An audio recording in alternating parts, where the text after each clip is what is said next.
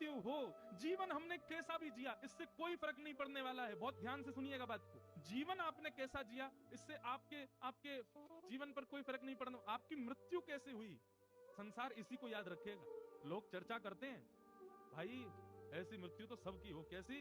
बोले सुबह गए शंकर जी पर जल डाला, लौट करके आए, बहू बेटियों को आशीर्वाद दिया, उसके बाद में अखबार पढ़े, अखबार पढ़ने के बाद में मानस जी की चौपाई पढ़ रहे थे, चौपाई पढ़ते पढ़ते वहीं पधार गए। लोग कहते हैं ना।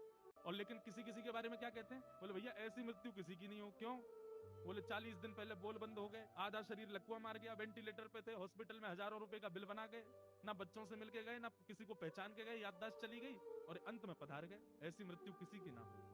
हम लोग कहते हैं ये हमारी चर्चा का विषय है। लेकिन बंधुओं एक बात कहें, मृत्यु हो तो भीष्म पितामह जैसे। मैं एक बात अपनी कथा में कहा करता हूं, बहुत ध्यान से सुनिएगा। ये इच्छा मृत्यु का वरदान केवल पितामह भीष्म को नहीं मिला है, ये इच्छा मृत्यु का वरदान हम सबको मिला हुआ है। हम सब जैसी चाहें वैसी मृत्यु प्राप्त कर सकते हैं। लेकिन विडंबना इस बात की है कि हमने कभी इच्छा मृत्यु की ही नहीं है। यहां पर बैठे हजारों लोगों में से आप सही से बताना, किसी ने कभी विचार किया कि मेरे प्राण निकले तो ऐसे निकलने चाहिए?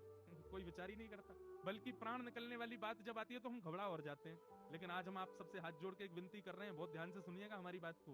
देखो बंधुओं, संसार में लाखों करोड़ों लोग रोज जन्म लेते हैं, लाखों करोड़ों लोग रोज कुछ ना कुछ करते हैं, लाखों करोड़ों लोग मर जाते हैं, किसी को कोई फर्क नहीं पड़ता। संसार चलता ही रहेगा।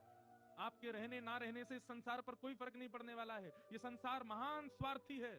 आपके चले जाने पर 4 लोग रोएंगे लेकिन 10 दिन बाद खुश हो जाएंगे, उनको कोई फर्क नहीं पड़ने वाला है। इसलिए अपनी जिम्मेवारी, अपना जन्म है, अपना जीवन है, अपनी जिम्मेवारी पर इसको रखो। जीवन कैसा निकला इसकी चिंता मत करो, हमारा अंत कैसा हो इसकी चिंता करो।